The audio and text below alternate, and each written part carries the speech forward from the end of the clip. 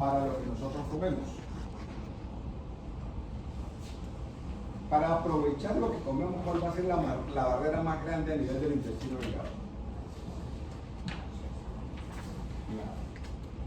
La absorción, ya la digestión estuvo.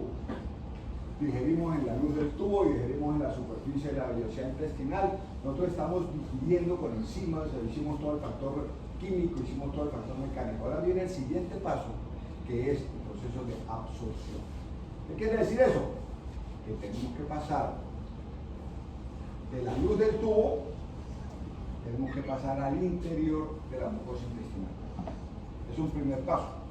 ¿Cuál es la gran barrera que hay ahí? ¿Qué tenemos que atravesar? Una membrana. ¿De qué naturaleza? Lipídica. ¿Y estos compuestos cómo son? Hidrofílicos, polares, solubles en agua. Entonces, ¿qué tenemos que hacer?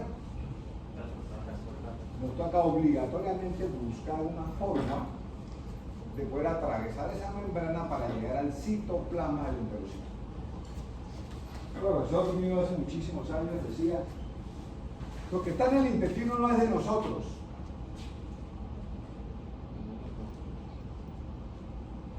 Está dentro del tubo digestivo, pero está por fuera de nuestro organismo. Pero la gente dice: pero ¿cómo le ocurre? Carlos decía: ¿qué pasa si le dan una diarrea? Entonces pasa de largo, porque todavía no ha hecho el proceso de absorción, que es el paso desde la luz del tubo, que es un espacio real, a través de un epitelio, que es la mucosa intestinal, para ingresar a la célula intestinal, que es el enterocito. Incluso después de estar en el enterocito, viene un proceso posterior, que es como yo saco del enterocito un compuesto que es hidrosoluble, lo saco por el polo inferior o la base de una célula del epitelio y lo monto, lo mando a un capilar. ¿Cierto? Porque tengo que sacarlo a la sangre.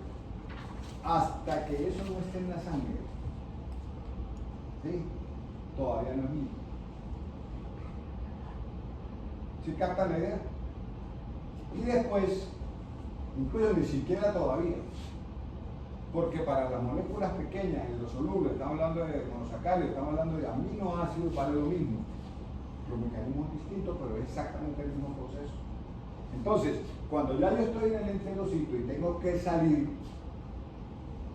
los nutrientes diferentes a los lípidos, incluidas las grasas, pasan a un sistema que ustedes, no sé si colocan que el sistema porte-pato, al menos lo hayan oído nombrar. Entonces, nosotros tenemos un sistema de relevo digestivo por debajo del diafragma que conecta todo el tubo intestinal con el hígado. Hay capilares venosos, hay capilares linfáticos, hay capilares arteriales y todo eso. Todo eso conecta el sistema digestivo con el hígado. Entonces, lo que nosotros hablamos, yo le voy a hablar a ustedes de una estación de primer paso, es cuando yo desde el intestino le boto al hígado, ¿sí?, lo que acabo de absorber. Y ese es el sistema de transporte. Pues vamos a llevar los alimentos desde el tubo intestinal, lo vamos a absorber, lo vamos a poner en el enterocito, lo vamos a sacar por lo general por exocitosis y luego lo vamos a botar al torrente circulatorio o al sistema porte-hepático y se lo vamos a mandar al hígado. Para aminoácidos, para carbohidratos o para monosacáridos, el hígado es la primera estación. Todo llega ahí. El hígado se convierte en el principal órgano de regulación, de distribución y de administración de carbohidratos y de proteínas. ¿Ven? Y una vez tengamos nosotros en el hígado, pues ya vamos a mirar qué hace el hígado con todo eso, para al final saber ese trabajo de lo que come la gente, lo que tenemos todos, el proceso digestivo normal, el proceso de absorción y transporte, hacen que el hígado se convierta en el administrador de los carbohidratos. Que el hígado nos tiene que garantizar a nosotros lo que los organismos, lo que los órganos y sistemas necesitan, y es un nivel de glucemia en un valor relativamente constante que permita siempre un flujo por gradiente de concentración. ¿Sí? Entonces, en ese orden de ideas, vamos a mirar que el papel del intestino grueso es pasivo en los carbohidratos. ¿Sí? Todo ya, lo que llega aquí es lo que no se digiere, lo que llega aquí es lo que las bacterias van a aprovechar para tratar de sacar agua y algunos electrolitos y van a aprovechar algunos elementos, algunas vitaminitas que no se absorbieron en el intestino, llegan acá y por lo general va a ser el responsable de eliminar todo aquello que nos sirve. Entonces, cuando nosotros no logramos hacer esto de una manera exitosa, vamos a caer aquí. Y cuando ustedes no digieren bien los alimentos y llegan al colon con una digestión parcial o incompleta, ¿qué creen que pasa? ¿Qué creen que pasa? ¿Qué creen que pasa? Si las cosas llegan todavía como glucosacáridos, si llegan todavía medio digeridos, ¿qué creen que pasa ustedes aquí en el intestino?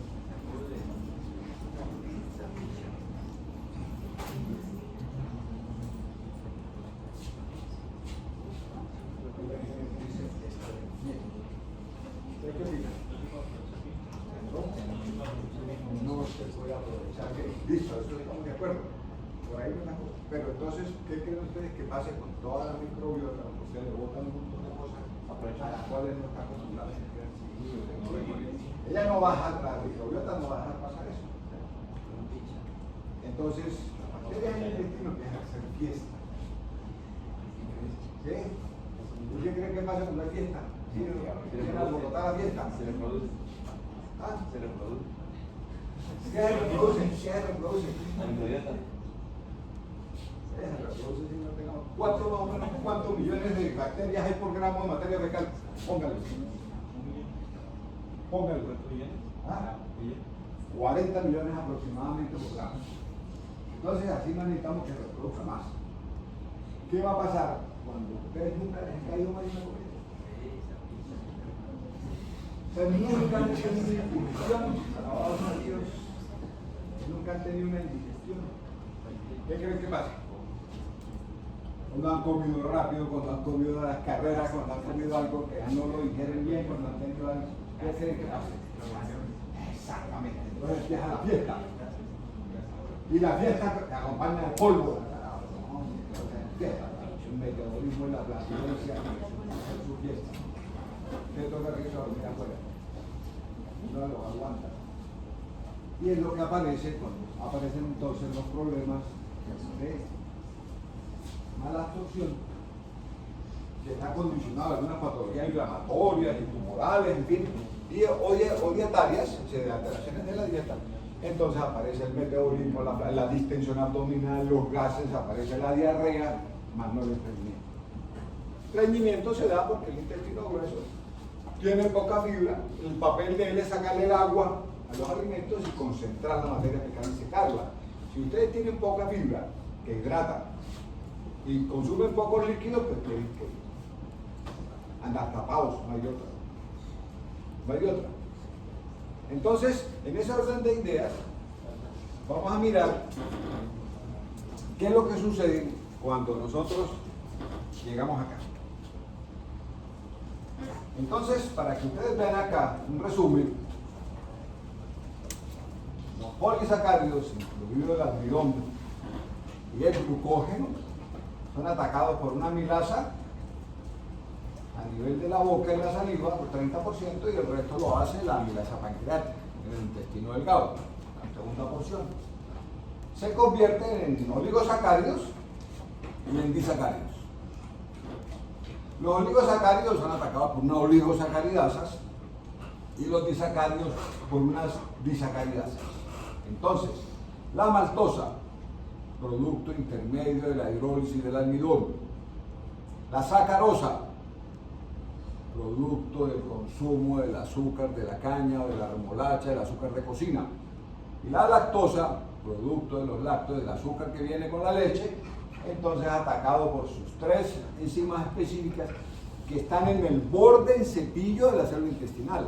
No están adentro, están afuera esperándolas y entonces nosotros vamos a tener el producto final de la digestión, son los monosacáridos. Vamos a tener glucosa, vamos a tener fructosa y vamos a tener galactosa. ¿Vale? Bueno.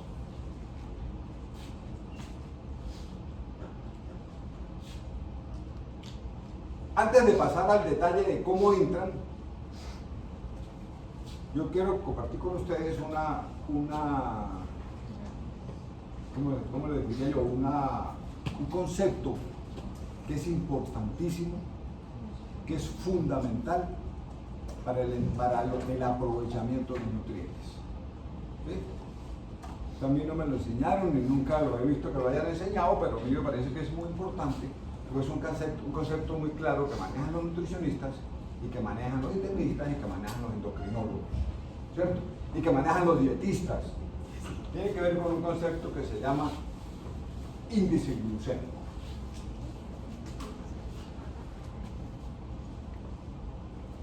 Es uno de los principales factores que afectan la absorción.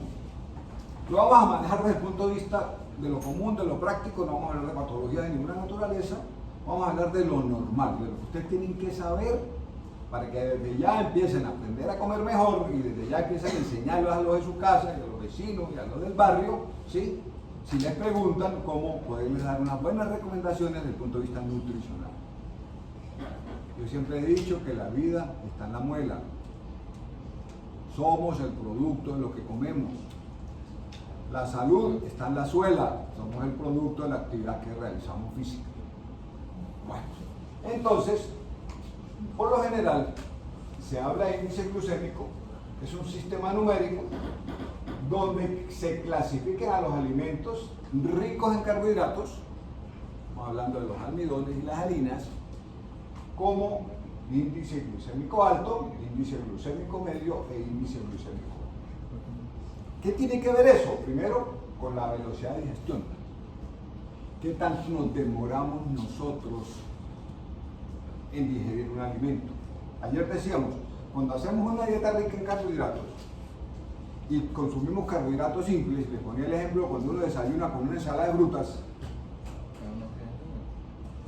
tiene fructosa directamente, tiene sacarosa, o sea, estamos consumiendo oligosacáridos, disacáridos y monosacáridos. ¿De cómo creen ustedes que el proceso de digestión sea rápido o lento? Va a ser muy rápido. Y adicionalmente a eso, los carbohidratos en el estómago aceleran el vaciamiento del estómago. Entonces a la hora estamos que truena otra vez el hambre, porque ya más era un mundo de agua, porque hoy tiene más del 75-80% de agua, entonces termina uno en el baño orinando y ya con hambre otra vez. ¿Sí? Entonces, lo que pasa es esto. Y adicionalmente, el índice glucémico condiciona la absorción de lo que tiene glucosa. Obviamente, va a estar relacionado la velocidad de digestión y la velocidad de absorción, está relacionado con los niveles de la glucosa en la sangre. ¿Sí? Ojo con eso, el índice glucémico les va a medir a ustedes velocidad de digestión, tiempo de absorción y velocidad con la cual los niveles de glucosa en sangre aumentan. Ahorita vamos a mirar gráficamente entonces.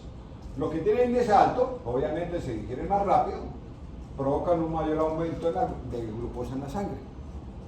Y adicionalmente a eso, pues es lo contrario, si son de índice glucémico bajo, pues van a ser de más difícil digestión, más demoraditos y no van a ver los picos de glucemia que sucede cuando comemos dulces.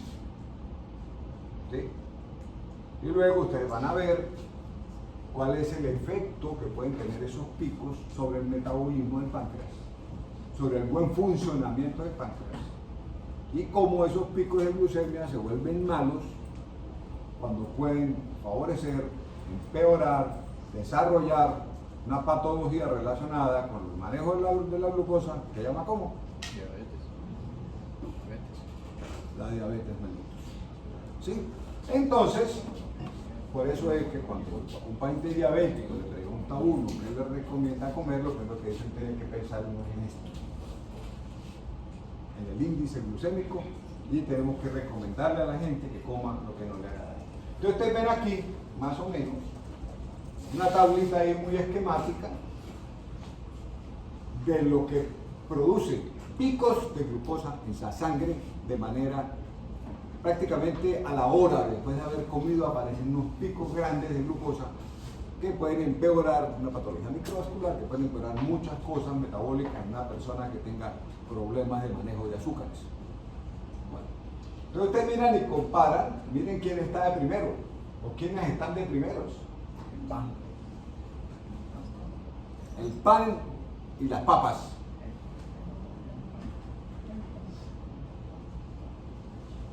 ¿Qué es lo que ustedes más comen? ¿Ah? ¿Qué es lo que ustedes más comen? ¿Brócoli o pan? ¿Brócoli? ¿Sí ven? Entonces miren ustedes cómo se clasifica el índice glucémico. Aquí hay una excepción, que es esta señora que está aquí rayadita, está aquí, pero ella tiene, a esto se suma un concepto distinto que es el de la carga glucémica, que puede contrarrestar el efecto del índice glucémico. Ahorita lo miramos. Entonces, esto para que ustedes vean, si ustedes tienen una persona, conocen a alguien, o están en su casa y tienen una persona que tiene problemas de azúcar alto, ya sea intolerancia a los carbohidratos, ya sea mal manejo de la reserva de azúcar, ya sea diabetes de cualquier tipo, pues obviamente lo primero que hay que hacer es comenzar a jugar con la nutrición, con la dieta y evitar que se generen esos picos de azúcar que al final terminan desgastando el páncreas. Terminan cansando el páncreas y la célula beta del páncreas, que es la que produce la insulina, empieza a sacar la mano. Empieza a aburrirse, empieza a cansarse hasta que se apaga. Entonces aparece el diabético que requiere insulina. ¿Sí? Entonces a partir de ahí, miren ustedes en términos medios quiénes están. La fresa, la manzana, la naranja, la leche de soya, no sé cómo lo ordeñarán, la avena, los frijoles, el yogur y la cebada. ¿Sí? En el término medio. Miren quiénes están aquí. Las donas, el pan francés, las galletas, crepes and waffles, ¿sí? Los cereales en hojuelas y el arroz blanco. O sea que nosotros, por costumbre, estamos metidos aquí prácticamente. Que no, que es que yo me como un plato de arroz y le echo papa. Alguien nos decía arroz con maduro y con yuca. Está aquí. Entonces, miren ustedes quiénes están aquí abajo. El hummus, el ajo, la cebolla, la berenjena, el brócoli, la lechuga, el tomate, lo que nadie mira. Lo que en los sitios donde venden comida recogen para llevarse a los cercos porque nadie lo come. Eso es lo que maneja un índice glucémico bajo. La lechuga, el tomate, los champiñones, el repollo, el pimentón, lo que sea. Bueno. Pero, o sea, en base a esto, tenemos lo que es el arroz y la papa que tienen un índice glucémico alto. Entonces, ¿qué carbohidratos se recomienda? Se recomienda que sea la fuente de carbohidratos. Si el arroz y la papa tienen mucho índice glucémico, Estos. Y por eso aumenta mucho el nivel de sangre. Estos. ¿Y usted qué hace? La combina con estos. La fibra vegetal disminuye, les decía ayer, la fibra vegetal disminuye la absorción de los carbohidratos. ¿Sí? Es que no es lo mismo que usted se coma una porción de arroz y una buena porción de ensalada, a que usted se coma una porción de arroz, la tranque con una yuca y la sostenga con una papa. Es lo que suele pasar. ¿Sí? Y la ensalada, que es una milchita de tomate, por lo general la dejan a un lado. Acuérdense que decíamos, los carbohidratos son el soporte de la nutrición, son el mayor componente de la dieta, más del 50%, pero no puede ser el 80%. Y aquí va a variar dependiendo del tipo de carbohidratos. La idea es que sepan cómo combinar esto. No que se dediquen a comerse a las matas y acaben pues con el jardín de la casa, pero sí que sepan que ustedes que una porción de arroz blanco es la que le sirven a uno de los restaurantes, una mierdita así, una poquita chiquita, vaya de la mano de un buen componente de vegetales verdes, va a fibra soluble, va a fibra insoluble, va a una serie de vitaminas, y recuerden que las vitaminas están ahí, los minerales están ahí, el agua está ahí. Entonces, no vamos a necesitar es salir a comprar el bote, el tarro de Centrum en nada vainas, porque vamos a tener cómo comer. Entonces, los alimentos no solamente se pueden consumir, si miren qué afecta la absorción. La cocción. La cocción hace que los alimentos menos cocinados o menos procesados tengan un índice glucémico más bajo. Entonces no es lo mismo cuando ustedes preparan una verdura al vapor, ¿sí?, o un alimento al vapor, que cuando ustedes lo dejan cocinar hasta que se desarma. No es lo mismo cuando ustedes cocinan una pasta y la dejan al dente. ¿Saben qué es una pasta al dente? ¿Cierto? Que le queda todavía con un puntico todavía crudo por dentro. O sea que queda cocida, pero queda consistente, a no que comerse unos espaguetis vueltos sopa. ¿Sí? No es lo mismo, entonces, por lo general, cuando ustedes, la cocción influye mucho, no solamente en dañar parte del componente nutricional aprovechable de los alimentos, sino también en modificar el índice glucémico, lo que hace que podamos aprovechar en mayor o menor grado lo que comemos. La fibra, lo que les decía ahorita, ese momento. Los alimentos ricos en fibra tienen un índice glucémico más bajo, tienen un montón de celulosa. La celulosa y la hemicelulosa no son digeribles, hacen volumen, atrapan colesterol, enredan la glucosa y no la dejan absorber completamente, o la dejan absorber a través del tracto del intestino delgado, pero la absorción es lenta, aunque no hacemos picos grandes de glucosa. Las grasas, las proteínas que deben acompañar van a retardar, les decía que las grasas retardan el vaciamiento del estómago, los carbohidratos los aceleran. ¿Qué hace uno? Combina la grasita con el arroz, ¿cierto? El cerdito, el chicharrón con la yuca, ¿sí? Entonces eso hace que la digestión vaya a demorar más. Por definición, las grasas retardan el vaciamiento del estómago. Hay un dicho muy popular. Cuando ustedes van a algún sitio a beber alcohol, ¿cierto? ¿Quiénes van a sitios a beber alcohol? Bueno,